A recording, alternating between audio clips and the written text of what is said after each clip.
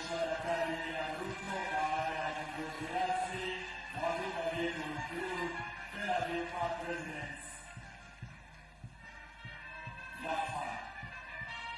Mheshimiwa Rais anafahamisha kwa board members ambao wametika kumkaribisha. Thank you.